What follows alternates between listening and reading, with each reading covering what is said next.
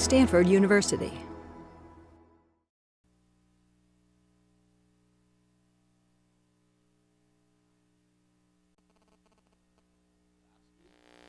Dan is a professor here in computer science and linguistics, and he'll be talking about techniques for analyzing a corpus of video or recordings of speed dates and how you can extract social media from speed dates.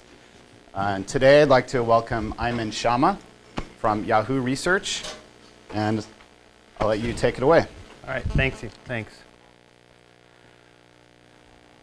All right, everyone, thanks for having me here. I'm going to give you like a quick, well, not a quick, we give you a bit of a detailed overview of the last couple years of research we've done at the Internet Experiences Group at Yahoo Research. Can everyone hear me okay? Is this thing mic'd right? They good? All right. Feel free to stop me along the way with questions. I prefer that than you holding your breath as I move through the slides.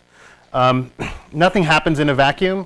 So this work is primarily done by myself and Elizabeth Churchill on the far side. And then the first half of the work is done with Lyndon Kennedy, who's a scientist at Yahoo Labs in the Audience Science Group.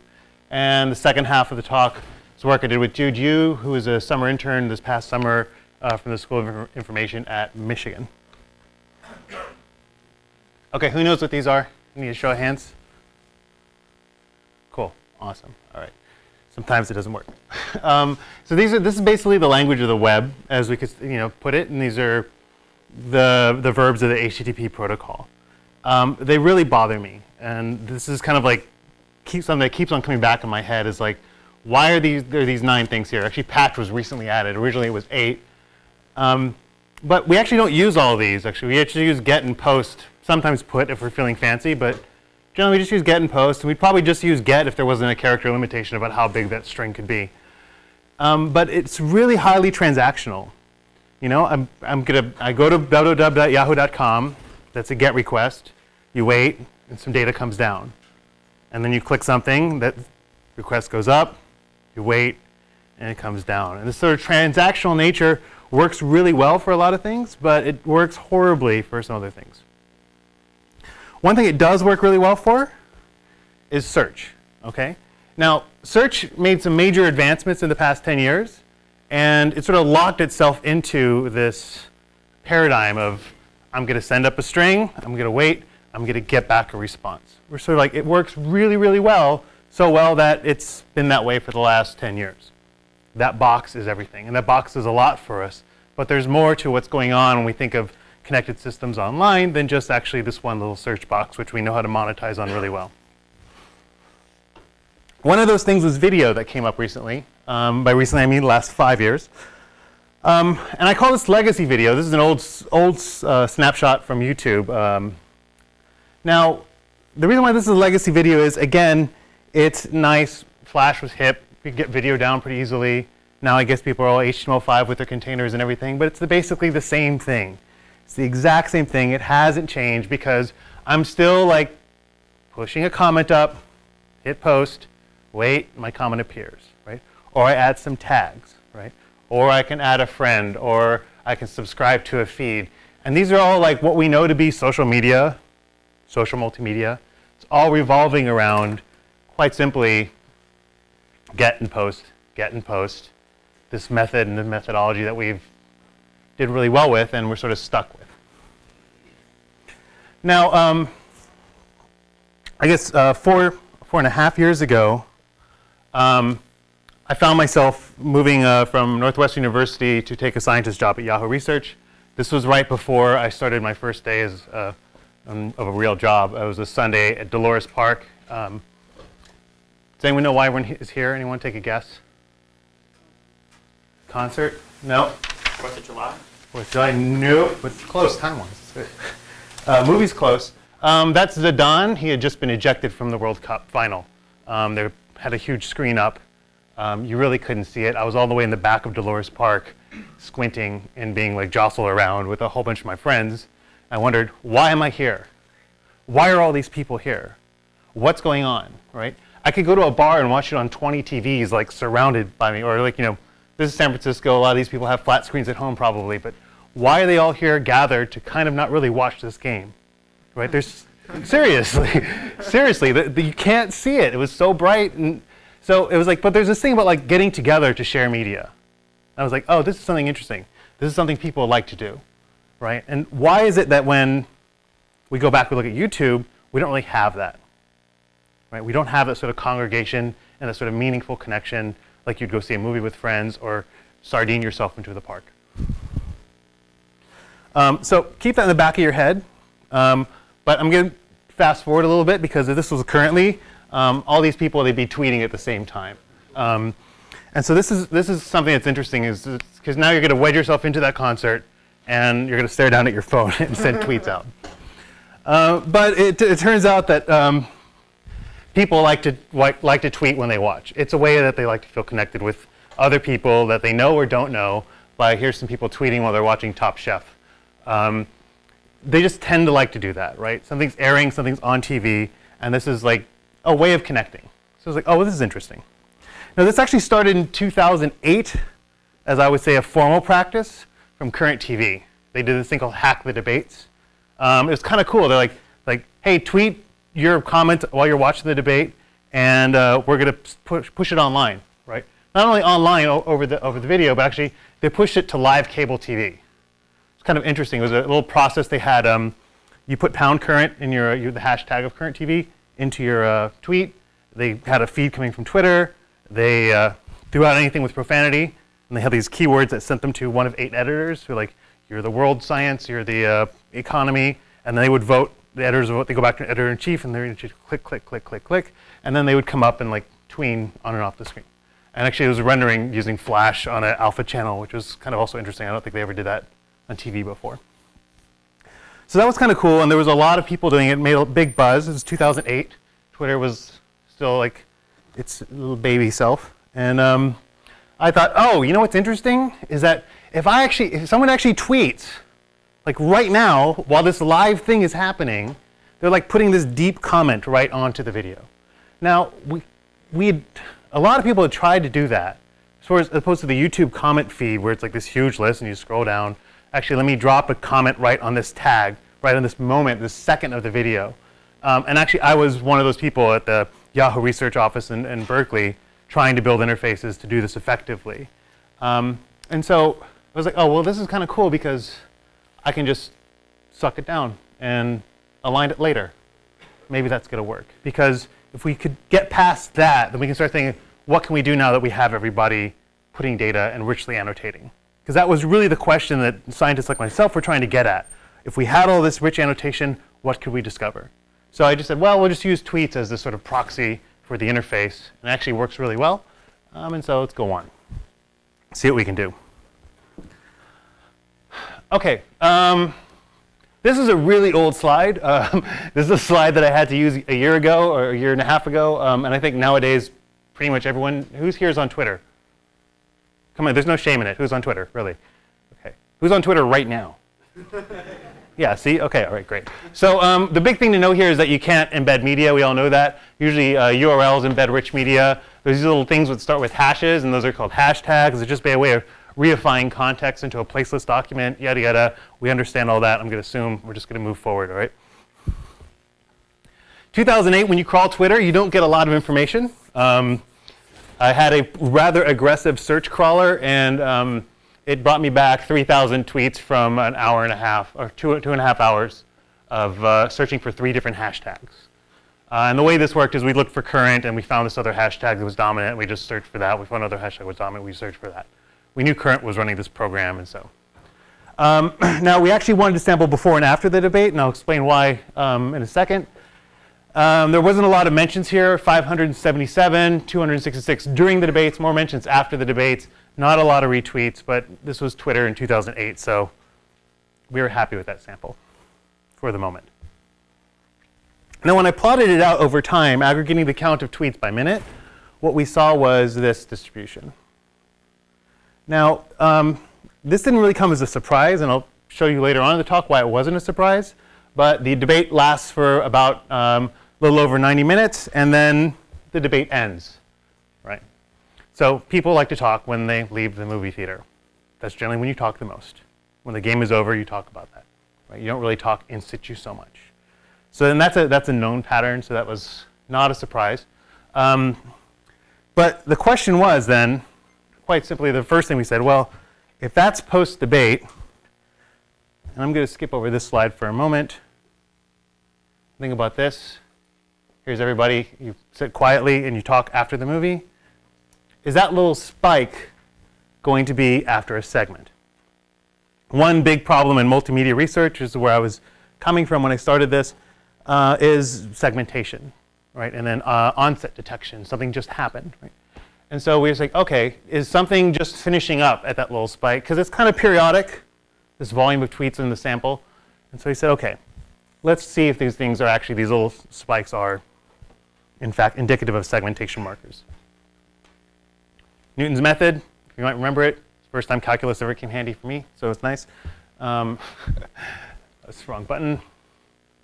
That's too many points, and so we said, okay, we're going to take a 7.5 minute window, compute the mean plus or minus 1 standard deviation of that, and just kind of roll through it and pick the extrema minute by minute and see what falls out of the boundaries. Anyone want to guess why 7.5 minutes? Delta between commercials? Yes, exactly. But this is a commercial-free program, but we just assumed the producers and production and the way television, just sort of the ebb and flow of it all was going to be the same. So we just picked 7.5 minutes, and it worked really well. Okay, and so what we did is we get these segmentation markers, and then we said, all right, we went to C-SPAN and said they had a timeline of the debate, and we aligned to their editorialized timeline 92% plus or minus a minute. We had one heuristic in place here, which is if you see a segmentation marker the minute after you had a segmentation marker, throw out the latter one. That was the only little thing just to smoothen out some.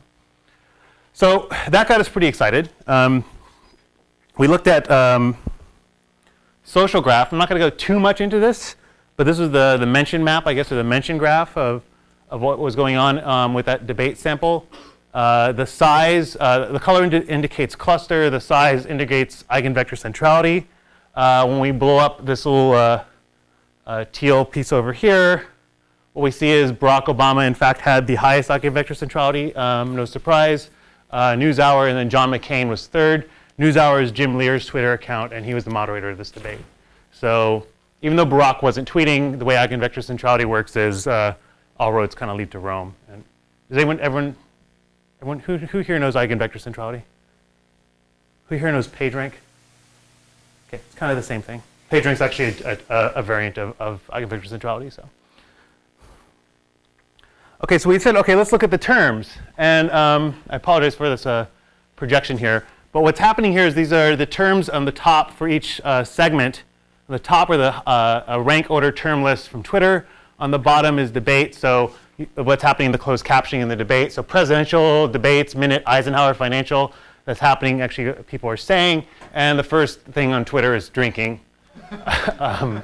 Candidates wins in minutes. I think that they were actually, there was a drinking game going on. I'm not really sure. I can't attest to that. But what was interesting is that we were actually very upset by this because we didn't get a nice term alignment. Even if we stemmed it and did some little massaging things, nothing was really happening with the terms versus what was being said and what was being tweeted. But we actually started to realize, oh, I see, these are reactions to what's going on. He froze up. There's an LOL. People were keeping score, like -5 McCain, +2 Obama. It was really odd when we started looking deeply through these tweets. But it didn't give us the alignment. So we knew there was something more here with terms, but we'll get there in a second. I did some work with Nick Diakopoulos at Georgia Tech. We sent the tweets to Mechanical Turk for some affect judgments. And it turned out really the only thing to say is people were just negative all around, but they were a little bit more negative to McCain than they were to Obama. And then after the debate, you notice everyone got really, really upset. Not much to be said there. 3,000 tweets, an hour and a half. We were pretty excited. But I was unconvinced that this was going to scale as Twitter was growing. So the inauguration was rolling around the corner, and I was like, oh, okay, this is cool. Let me get a bigger sample than what I got from the search sample. And so I set up a data mining feed, which I think now is called the garden hose, if you're familiar with Twitter speak. But I set up a data mining feed, which gave me 600 tweets a minute. So for an hour and a half, I had 54,000 tweets. This is a sample of the whole overall Twitter corpus, not just the inauguration stuff, just everything happening on Twitter. And Twitter said that it's a statistically significant sample. So the first thing I was like, oh, great, I got my method with my Newton's thing. I'm going to throw down, and no, it doesn't work because it's a flat rate data feed, right? There's some variance in it, but I can't do the little peaks and valley cuts anymore. So all that code just went to waste. So the next thing we said, okay, what's actually going on here? What are we actually trying to find? Well, there's these moments where people are, in the previous study, there's these moments where people aren't tweeting a lot. There's moments where people are tweeting a lot. We said, oh, that's indicative of it being a segmentation marker. It's over. Well, that's actually when I tweet a lot, I'm actually announcing to my friends. I'm actually saying something to a lot of people. So in this feed, I was like, okay, the @ symbol, that's actually a way of announcing to somebody. It's actually a direct way of like almost tapping someone on the shoulder and say, hey, pay attention to this right now. Because it gets highlighted in your feed. Maybe your phone will buzz because you get a direct mention or something like that. So we said, okay, if I put an @ symbol, if I put @Steve Dow, that's like a way of getting your attention right now. Okay? And so we said, let's look at the @ symbols over time. And we saw this. Okay? So we saw about an average of 150 ats per minute, except for 1204, we saw about 27 ats, and then 38 ats at 1205, and then 54 ats, I think, at 1206. Anyone want to guess what happened?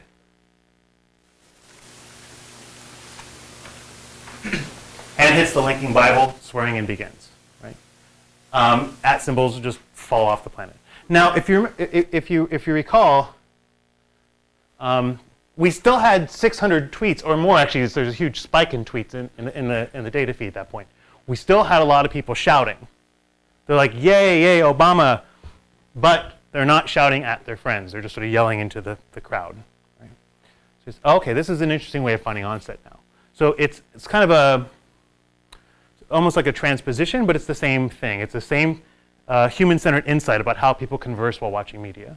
We just had to look for it in a different way because the signal changed, the feed changed. And so then we thought, okay, if this is actually true, then are the people who are tweeting at 1204 so distracted that they're going to type smaller tweets? And we actually found a pretty strong correlation between the tweet length averaged by minute versus the average number of @ symbols by minute, or the number of @ symbols by minute. And we're subtracting out any tweet with a mention in it from there. So it's just basically tweets that have no mentions, how long are they compared to how many mentions are happening on that minute. And it was a pretty strong correlation in this data set. It's less strongly correlated in other data sets that we found, but this one actually was very strong. Well,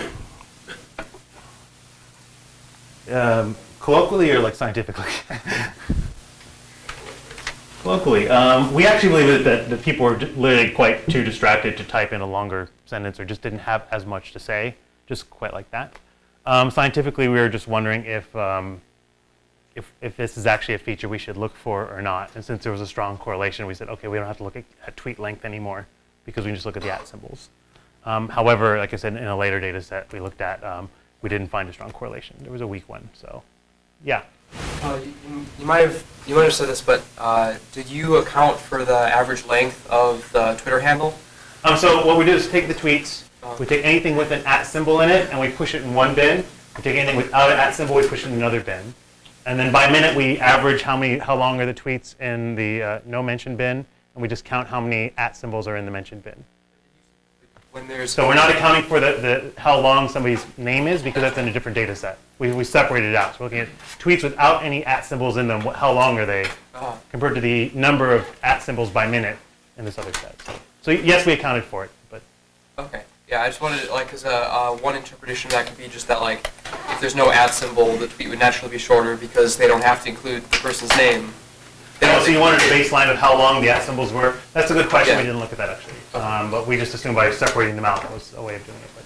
What was the distracting event again at 12:04? The swearing in of Obama.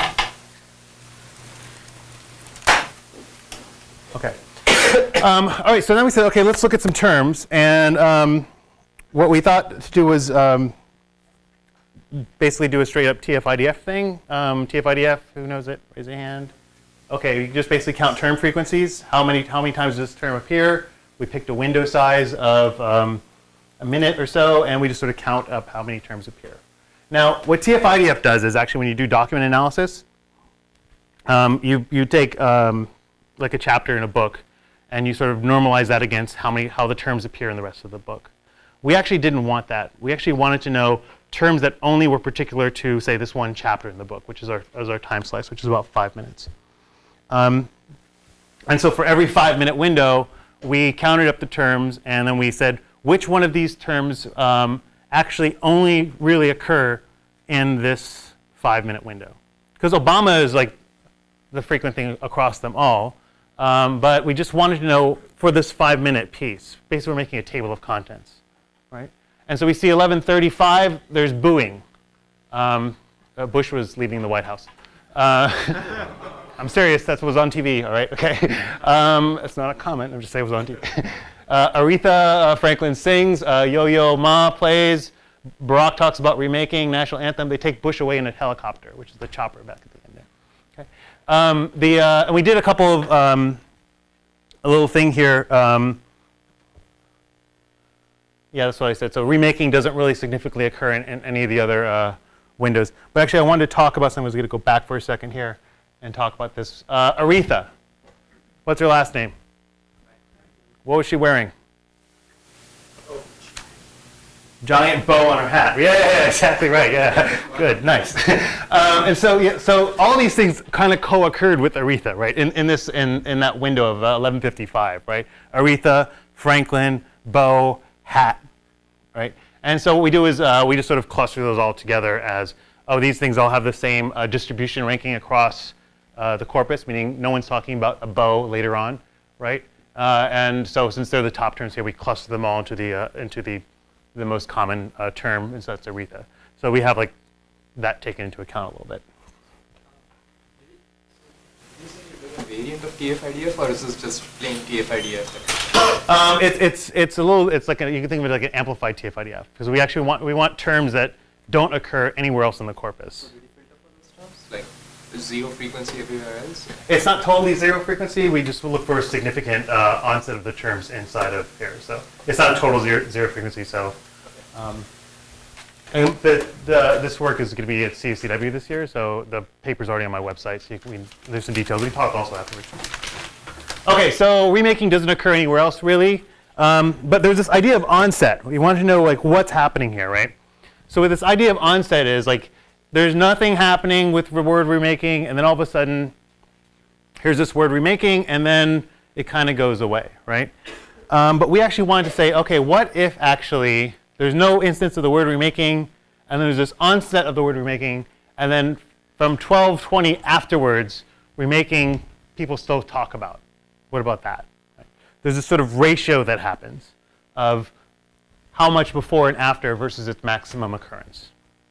And so we call this a persisted ratio. Is the term going to persist?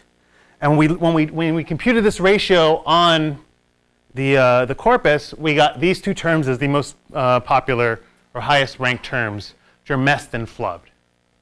And if you remember the inauguration, there was this swearing in, and Chief Justice Roberts said the wrong thing, and Obama corrected him, and people started tweeting, oh, it messed up, you know?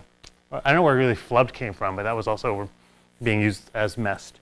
Now, if you look at these terms, though, they're not really highly ranked, right? The other terms are 0.8, 0.9 as far as the sort of term frequency goes. These are just not highly ranked terms. But they are ones that are conversationally sustained. They're persisted. And so we're very interested in what does this mean for this term to like linger after it enters the network. We started looking at the actual conversation. And like 12:05, people are tweeting, oh my God, Obama messed up, he's human, that's awesome. And then later on, because if you look, there's this sort of onset and then the recurrence happening. Later on, we noticed in the recurring tweets, it was a sort of call and response action happening here. So people are coming back and saying, oh, right, it wasn't Obama, it was Chief Justice Roberts. Right? So they're correcting their friends. That sort of reply comes back into this network.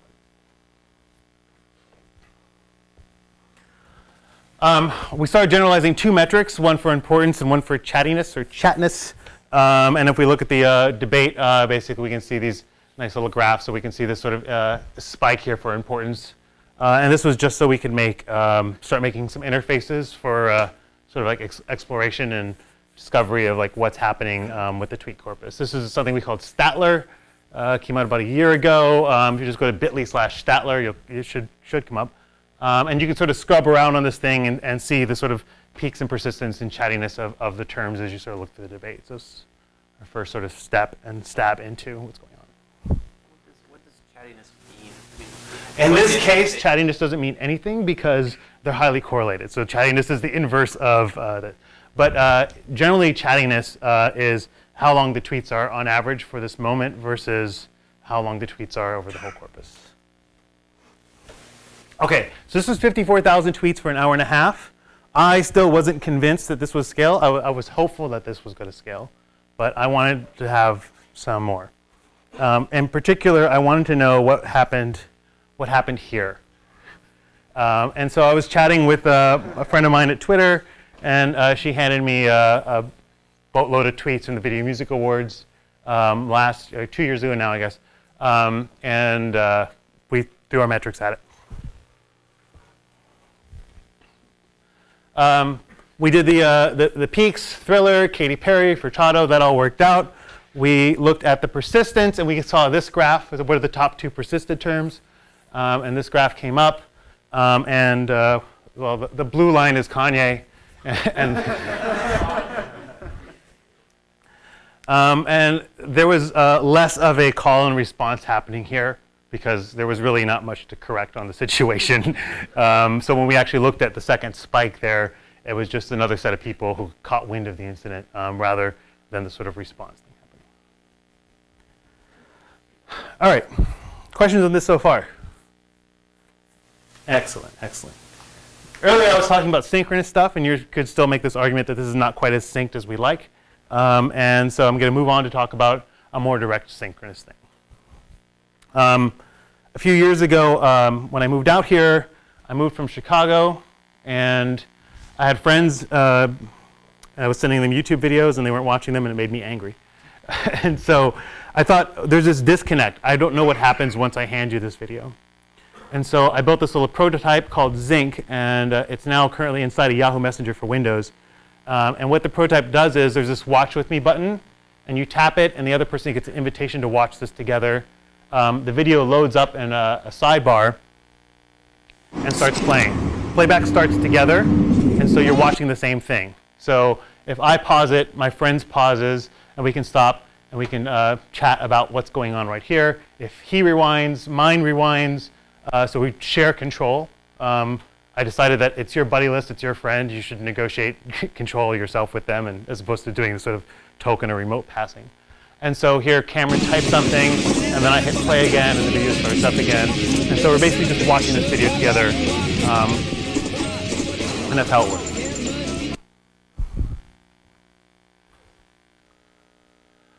All right, so when we're building this, we're like, okay, what can we collect? What can we measure? And we actually released this as the unbranded third-party prototype initially, just as a plugin you'd optionally install. And so we had to like figure out, well, what do we want to measure engagement? How do we actually do that? And so we figured we needed a couple of things. This is a new experience for me, being at a corporation, doing this sort of thing, because we don't have an IRB process, but we have these people called lawyers, and they come and talk to you directly, and they tell you you can't do that. And so we're like, okay, what we really want to know is like what's happening, right? Is somebody hitting play or hitting pause? What video is it? What's the timestamp of the video? What's the time of day? Who are you? What did you type? We wanted a lot of stuff. And they said, well, you can't store who they are. It's a privacy breach. So we store anonymous irreversible hash of who the person is. Okay, that's fine. We can't store chat. Chat is wiretapping, and categorically we're against that. And so we said, okay, well, give me the number of characters and number of words in a line of chat. Can I record that aggregate? They're like, that's fine. Emoticons we store. That was an odd one. The lawyers actually had to go away and call me back 2 days later And they decided that emoticons were a special type of content, and it was okay to record them because we don't want to record like pure content because it's the tapping issues. Okay, so we had a system in place for recording all this stuff. Here is a movie that people were watching a lot when we first launched the system. This was actually a Mountain Dew commercial, and it was a funny one too. And so we say, okay, let's look at all the activity that happened over time, percentage of activity over time for this Mountain Dew commercial amongst about, I think, 400 people who'd watched it. The x-axis here is the second of time on the video. So if they scrub back or scrub forward, these are basically what's happening at that moment in time on the video player itself. And the green area is chat. And then the sort of blue and taupe here is the sort of play pause operations. The red at the top are moments where people hit the rewind button all the way to the start. So we see a lot of like play and pause behavior, and it sort of just moves into chat. And yes, in fact, at 117 seconds, nobody did anything in this video. And this is a percentage. When we look at by volume, it tells a different story. If we look at by volume, we see actually activity tapers off. Okay? Till it gets to the very end, and the video is done at second 150, but there's all this chat activity that happens. I figured that people just left the plugin open, but when we actually went to go talk to people, we solicited some interviews, talked to people. All the participants were like, no, we leave it open until we're done with discussing it, and we'll close it. So one interesting is two college freshmen in Southern California who use this system a lot to share anime videos, and only anime videos with each other. They actually pointed out to me like during the interview that why would you talk during the movie, right? You just wait. You might pause it. You might say, I'm going to the bathroom. You might say, can we watch that again? But generally, they wait.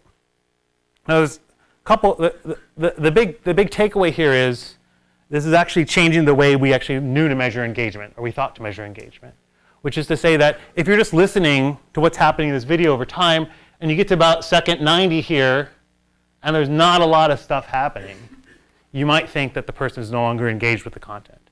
When in fact, actually, they're highly engaged in this content. They're highly involved here, right? But the way we sample and measure for engagement and collect it needs to change, because a lot of the way that you look at companies, and all companies, the way they measure engagement is basically off of that constant feed of stuff happening. And when stuff stops happening, they assume you're no longer engaged. But actually, in an experience, especially a shared experience, you can have a nice engagement without a lot of activity.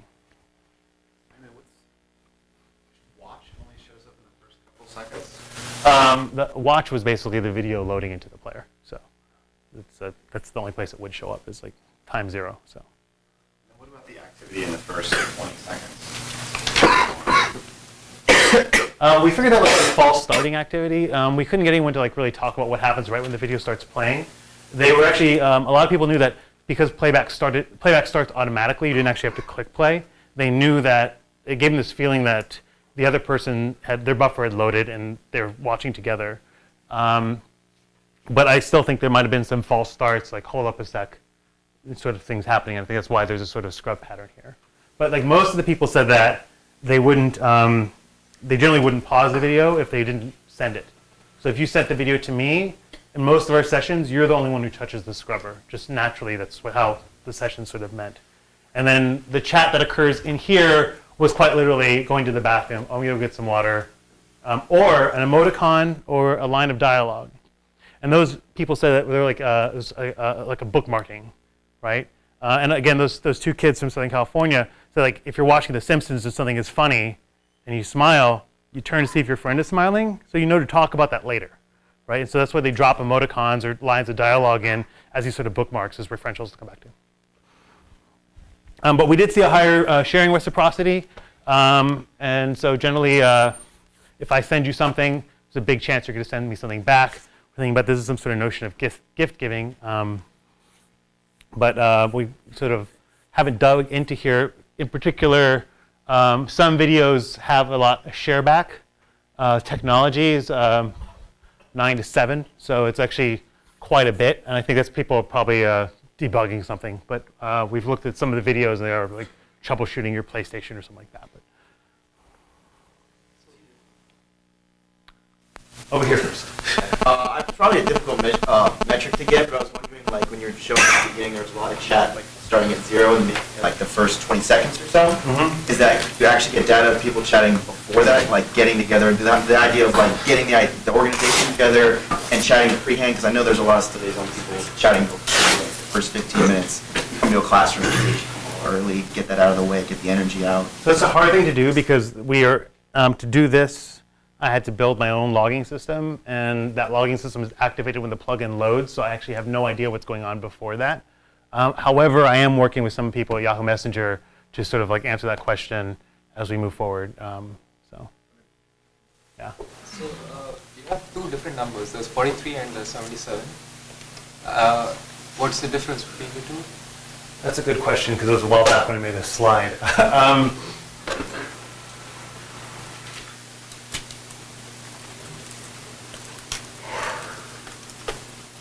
Actually, I don't know. I'll have to think about it.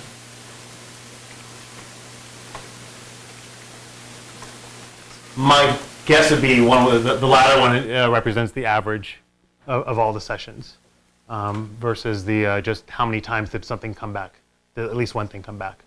That would be my general guess. Because those people who are highly involved in this actually share hundreds of videos back. The people who really like it, then that sort of like becomes this outlier. So my guess is that's an inflation from the outlier.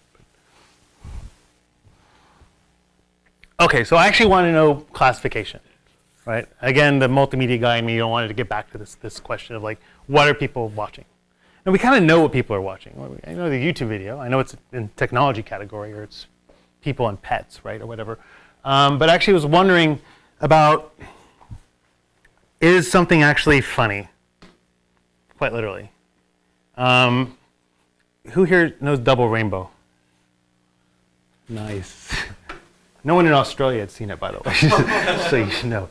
Double Rainbow, who here knows the category of Double Rainbow on YouTube? People in blogs. Because that dude thought it was a real, well, you know what was a real thing, but that dude thought it was like, oh, this is people in blogs, so he sends it up, and like, highly entertaining, it's highly comedic, right? And so over the summer with Jude Yu, I was talking, we thought, well, you know, if comedy is a social construction, and we have all this sharing data, we should be able to model the sharing data and figure out what's actually funny and reclassify it or disambiguate it, right? So we began to sort of quick think about classification. Now, classification is, in multimedia circles and sort of KDD circles, it's basically the same problem as tag suggestion, where you just have one tag to pick from. You know, if I have to give you one tag, what's the best tag for this situation? I have some problems with that, but I'm not going to get into it, all right? So we started looking at what's going on actually on YouTube. We're like, okay, on YouTube there's some stuff happening here. There's these tags, the duration of the video, how many views the video has, what's the rating on the video, and then how many comments have been pushed up to it. And like we sort of like largely separated this into two various things, like what's implicit activity and usage, and what's explicit annotation and like, you know, around the video. If I leave a comment, that's explicit. If I leave a rating, that's explicit. If I play pause it a lot, that's implicit. View count we also consider implicit, right? And so we sort of separate out into these things. Ratings is the big money here, by the way. I don't know if you follow recommendation systems a lot. Ratings is where it's all at. It's the most dominant features in the Netflix challenge. Does anyone know the Netflix challenge? So then the ratings was the most dominant feature for that classification algorithm, for the winners. Always turns out that way. What somebody actually attributes versus their implicit actions. We actually have a different sort of thing here, right? We actually have a highly connected social action. Not just you watching in a web browser, but we know how you're engaged in sharing this content with somebody else. So we actually thought that we could do better than what ratings could do and what sort of standard data could do. So the first thing we did is we picked 20 random videos from our corpus of Zync's videos that were shared, and we just asked some people via mailing list around the company. People really stink at picking a category. There's a whole set of literature on that, so it shouldn't be a big surprise. The thing that we found is people are actually even worse about picking what's comedy, right? So 60% people could identify a category correctly, 53% identified what was a comedy correctly. We looked at some of the data we had. And it's like for YouTube here, we had, okay, duration of the video, how many views the video had, and the ratings.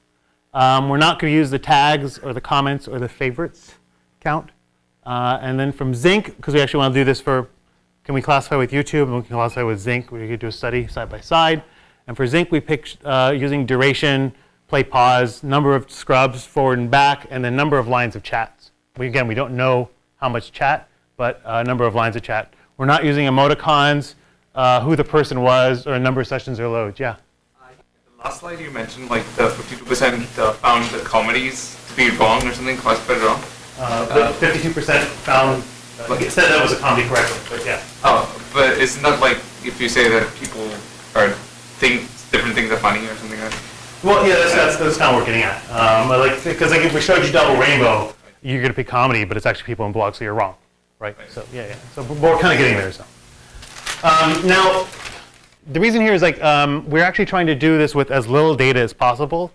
We have lots of cloud infrastructure for doing large data sets, but we actually wanted to figure out what are the high fidelity signals, what are the high fidelity features here, and so we figured to do it with the most minimal set.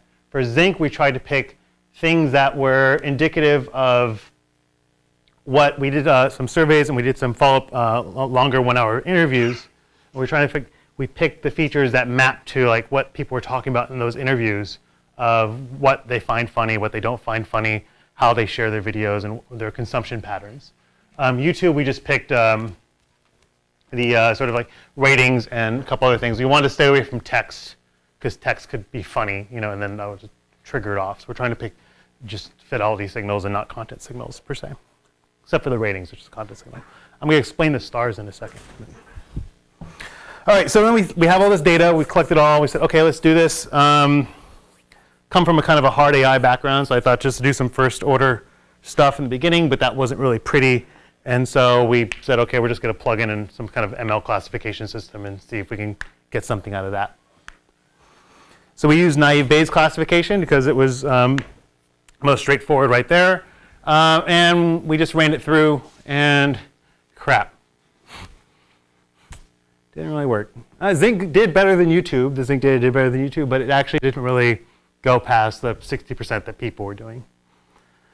And so we started thinking about what's going on here. Well, let's think about ratings, right? Video has a 4.0 rating, or video has a 3-star rating, or something like that. So we started thinking about what does that actually mean. Here's 3 movies: Inceptions, Toy Story 3, and Kung Fu Hustle. Who here's seen Kung Fu Hustle, by the way? Oh, good. All right, nice. Okay. Who here says that's their favorite movie out of the 3? Okay, I'm the only one. All right. Oh, you? All right, nice. All right. Who thinks Inception was their favorite out of these 3? And then Toy Story 3. Okay. All right. I'm just curious. That's all.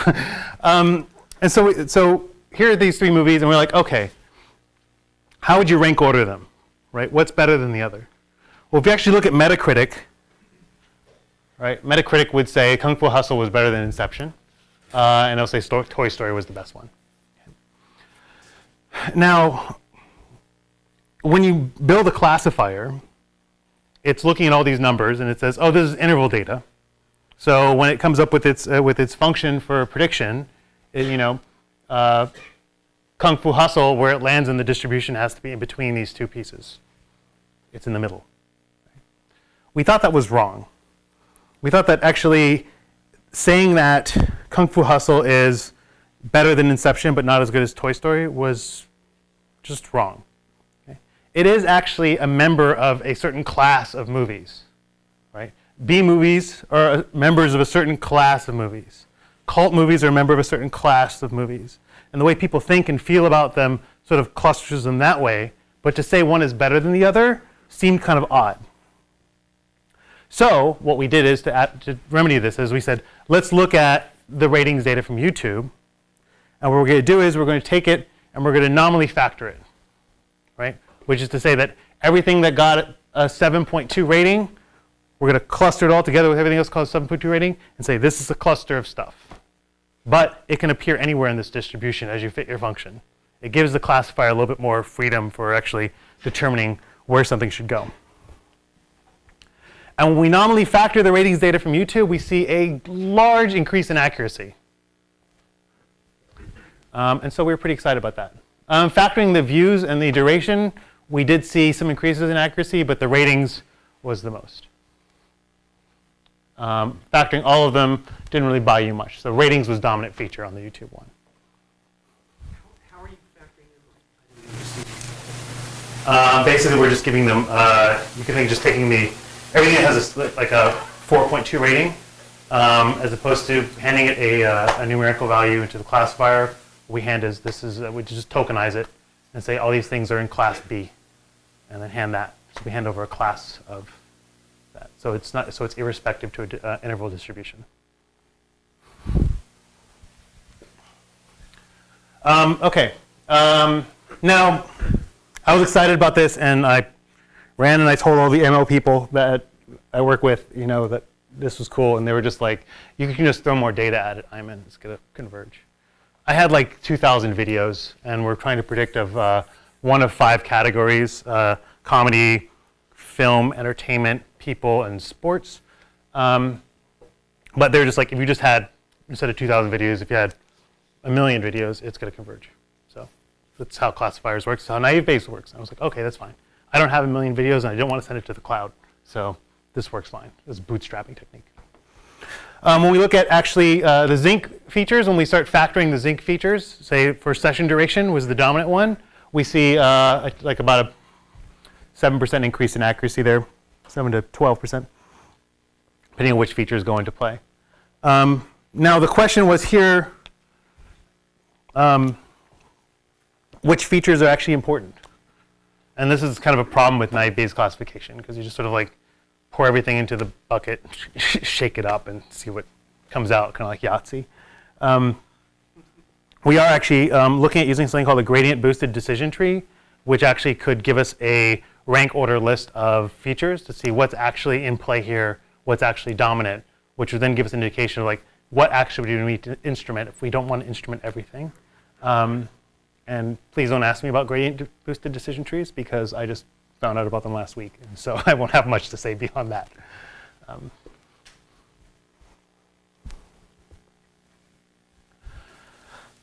But what we had here was like 3 pieces, and we're really trying to get what's the relationship between them all, and that's really where this was going. And this is the work that I have a full paper in Chi this year that addresses this, which is what the survey data, what people actually express, and then how do you build classifiers, and actually what does it mean to build a classifier off of sort of the social features that Zync lets us measure.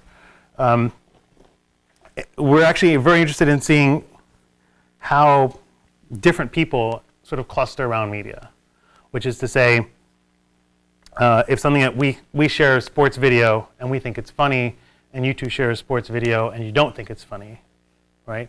What does that mean? What would that mean for recommendation, actually?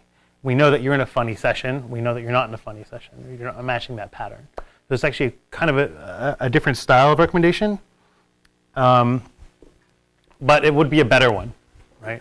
And of course, that would lead to better advertising, which is something we do a lot. But it's about sort of media organization and the sort of relationship between people and media. So we start to think of like the network graph of everybody sharing stuff on Zync. We start to say this is all sharing around video objects. So if we start putting these video objects as boundaries into the network graph of people, what does that mean? How do we know this hinge is actually a comedic hinge between these 2 clusters of people versus this piece of media is not a comedic hinge? This is actually a very somber hinge, although it's the same media. So there's a sense in which we're disambiguating, but we're also learning how people organize and share media with each other. We've done some preliminary studies to predict virality. Is this going to go viral or not? And to this extent, we've had some good early results. We can actually predict it to about 99% accuracy, which is to say that with the data study we ran, we said, okay, let's just look at these videos and let's just predict which ones had over 5 million views and which one had over 10 million views. Right? And we can predict that 99% accurately. However, if you just say no, video XY726, does it have over 10 million views? If you just say no, you're going to be 90% accurate already, just to be truthful with everyone. But we can throw this to a classifier and we can get that up to about 99%. But the questions of what features are actually indicative here will be answered hopefully by the gradient boosted trees. And we need to do this over time. We need to actually look at videos and how they grow on YouTube and see what the prediction patterns are, because we just did one pull down snapshot of videos and view counts and did predictions that way. So it's not actually indicative. If we can say, here's a video with 5,000 views, is it going to hit 5 million views? That's what we want to get at. And so we're doing some studies moving forward to do that.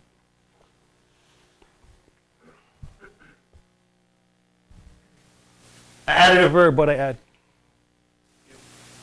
Oh yeah, Are question? you using like the video content to like?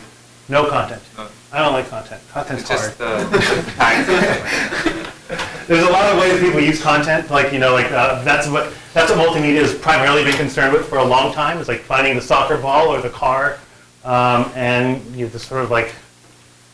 And I promised myself I would never say semantic in the talk, but people try to identify the semantic gap, as they would say, But I don't think those semantics happen based on where the soccer ball is, right? Because like the soccer ball could be in it, but it's not a sports video. It's actually it could be a sports video, but it's something that's funny, right? And that's where we're trying to go, is where's this other dimension of how social actually comes into play. And it's at the cusp now where 5 years ago, tagging was all the rage. Everyone was all excited about tagging. And tagging got us really, really far. And social media as we knew it, which is I call legacy in the beginning slides, got us really, really far. But the question is, how is it going to go from here? And we think these sort of highly connected and meaningful sharing interfaces, how do we actually build them? How do we measure engagement on them? And then what can we do, from the findings on them is where things are going. So, I added a verb. What I add? Monitor. Yeah. So I ran a panel at the World Wide Web Conference last year called "What the Web Can't Do," and the whole panel was based on my frustration with Get and Post. We had some people from, we had the chief engineer from the Facebook news feed, we had an engineer from Flickr, we had Joe Gregorio from Google. Joe was on the original committee with Roy Fielding when they came up with these verbs initially. And we were sort of talking about, why is it all transactional? Why is there no feed? Why from the very start? These verbs were written in 1999, right? Why was there no feed, really? It seems pretty obvious that you would want something like that. And Joe Gregorio, about halfway through the panel, he leans up into the mic and says, it was called Monitor. We pulled it from the spec about 1.5 years before it published. And I was like, really? You had something like this? It was like, like the fifth Beatle here was like staring me back in the eye, like they had it. They didn't really know what it meant. They knew that they needed it. They didn't know what it meant. They didn't know how the architecture would map into what was the sort of HTTP stack that they were implementing at the time. And so because there was no sort of agreement and general consensus around it, they pulled it from the spec and said, let's wait and see what happens. And so Monitor never made it into the actual verb list. I miss it. But I mean, there's a sense of which WebSockets, Flash, other interfaces that are sort of built onto the stack make their way into the stack eventually. But I think until we have something highly connected in the stack itself, it's going to be a big leap and hurdle of actually how do you build these things, because it is a bit of a problem.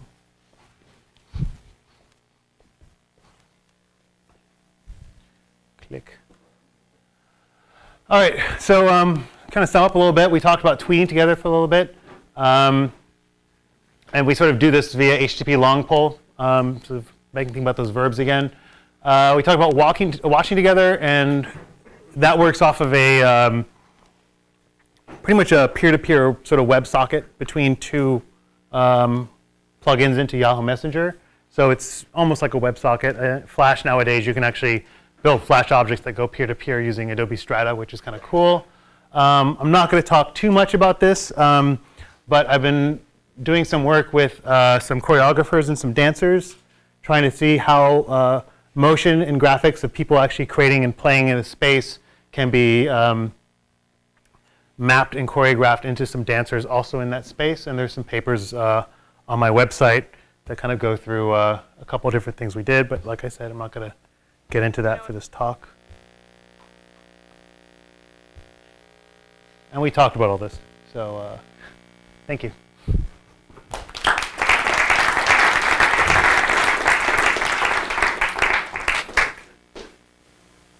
question.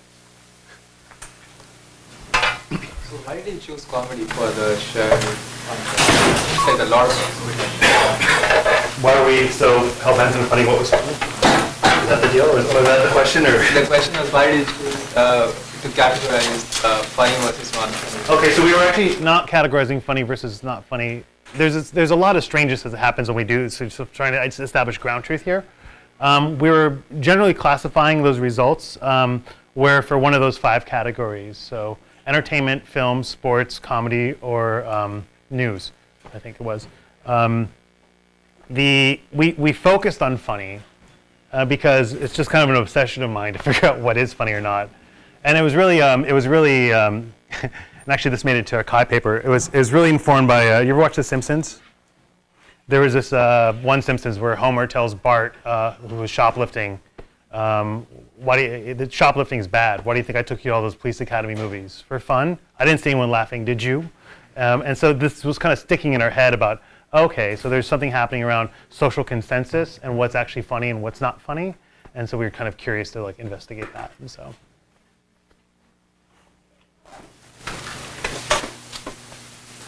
What kind of things could you do with a monitor verb in the stack?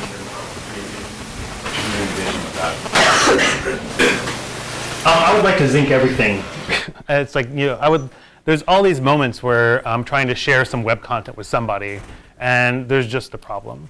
From like something that's like stepping through a set of SlideShare videos, presentations with somebody, down to trying to tell my mom which Amazon link to click on. There's all this range of stuff that's really, really hard to do. And then companies like WebEx and so forth are trying to do sort of screencasts and screen share sort of things, but it's not really like 2 people manipulating the same piece of content. And I think there's a lot of richness in there to be explored. There's a lot of people doing, in the art world, there's a lot of people doing collaborative, even distance collaborative paintings, and like that installation was one of them, down to generally like multiple editing on docs. Like Google Docs is sort of like an example that 2 people could be editing it at the same time, the same doc. So we're seeing it start to trickle in, but the big problem is that we generally have to go round robin through some server, be it an XMPP server or a Flash communications server.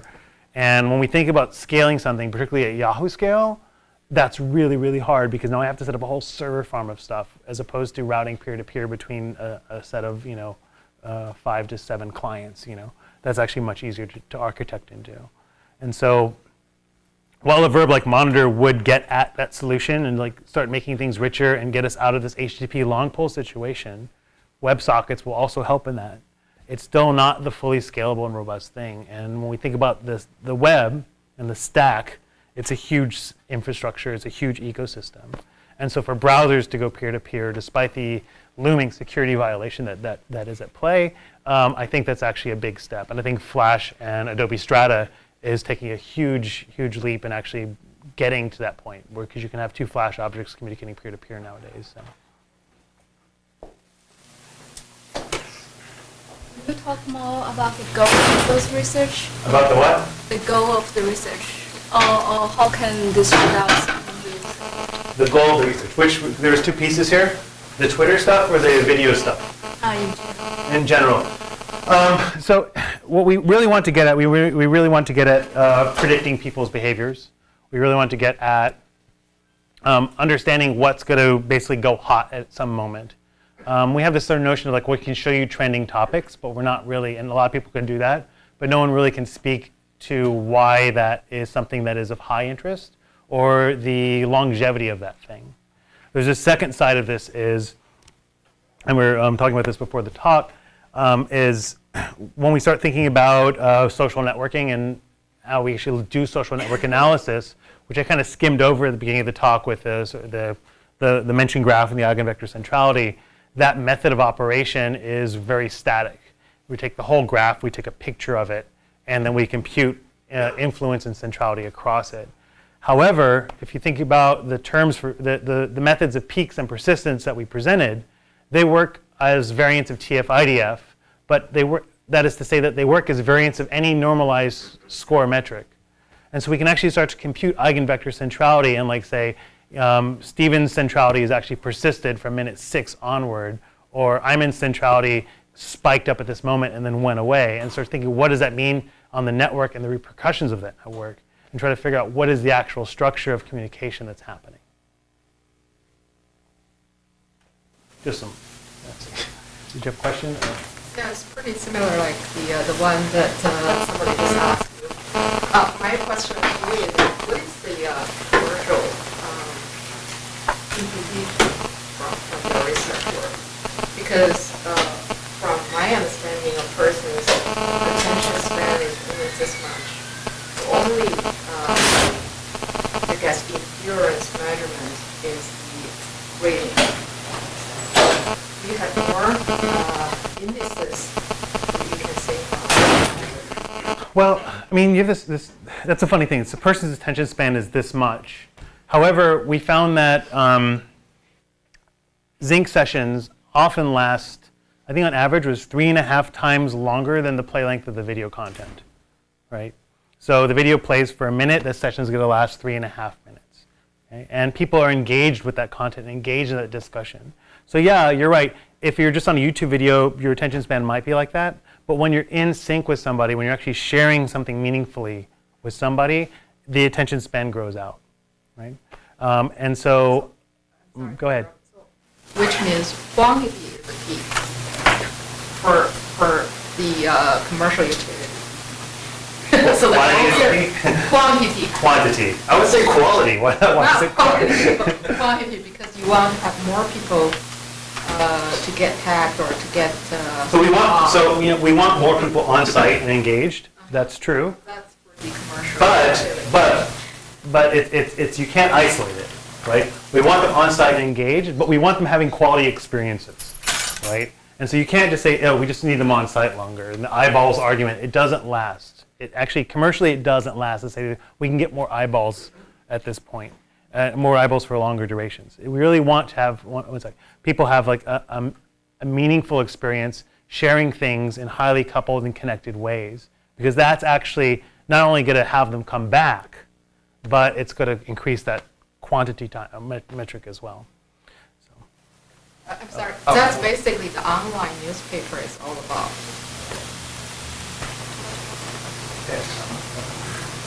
How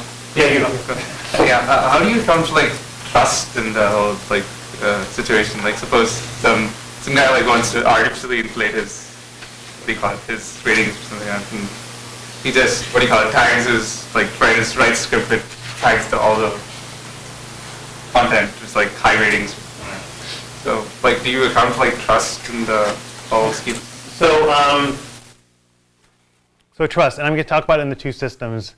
Within Zync, that's your network list. Actually, there's a relation here actually between both these systems. Within Zync, it's your buddy list on IM, and so personally, I don't care if nobody trusts you on your buddy list. The idea is we can come up with a metric that's going to be suited to your interactions already, right? So I don't care if really people trust you or not. It's going to basically, match your pattern of behavior. Twitter, people are spammers on Twitter all the time. They're everywhere. But they can generally be identified rather quickly by their network and actually the diffusion of their network. And I'd point you to some work by Jake Hoffman and Duncan Watts in our New York office, and I think Eitan Bansky from Michigan, they looked at how bit.ly URLs diffuse on Twitter. And different URLs from different places, like the New York Times versus YouTube, have different diffusion patterns, although the URLs from those same places that spammers are pushing out have different diffusion patterns. And so and also network diffusion patterns is another way to look at that. And Jake Hoffman in the New York office at Yahoo Research also does that, look at spammer detection based on social diffusion. So there's a lot of ways to get at that, for sure. Did you look into if there's any correlation between types of behavior during the Zync session via chat or seeking back and forth and mutual sharing of media, the re-gifting of videos back and forth? Can you say that differently? So in those graphs that you showed of, chat and it drops off and there's more seeking here, for sessions with different characteristics, were people more likely to turn around and send a related video back? Okay. Or to a third person. So yeah, okay. So there's two questions there. So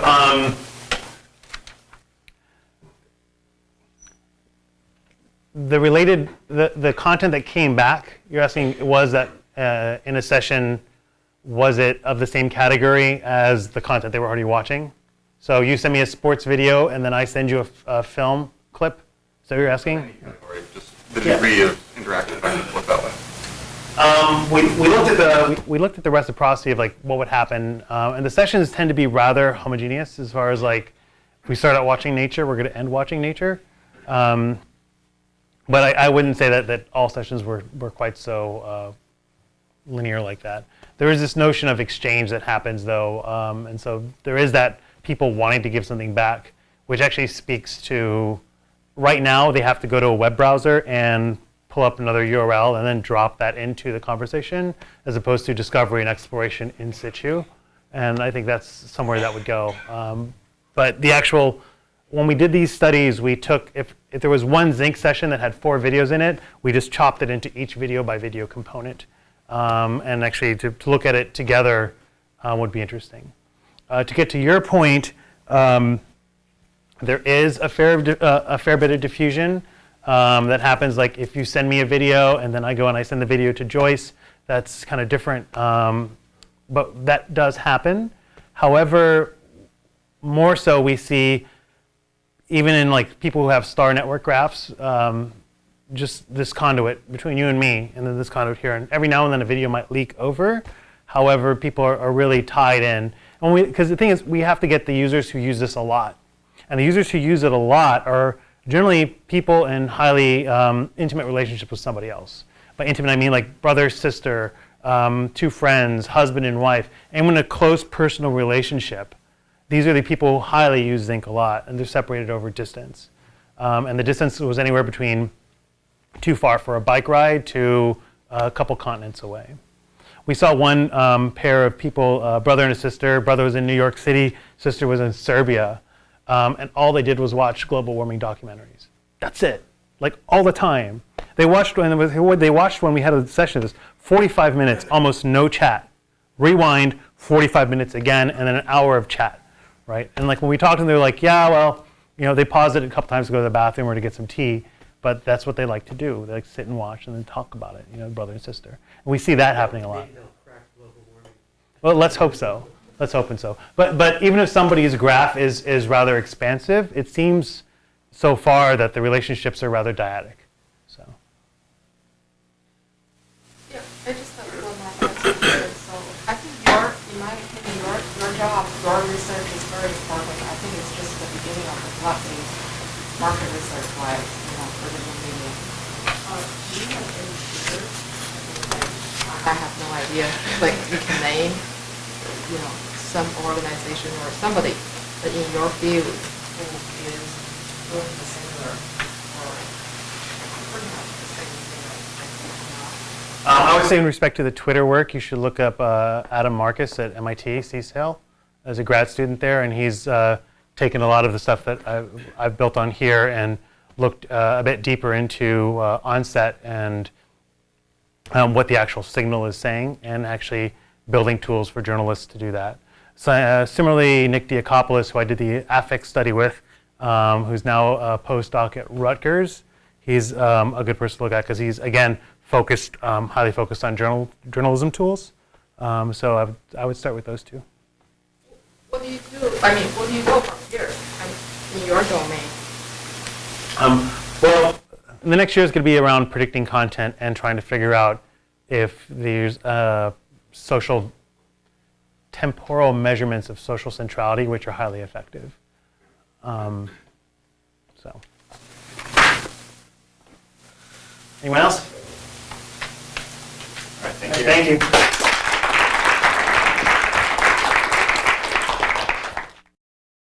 For more, please visit us at stanford.edu.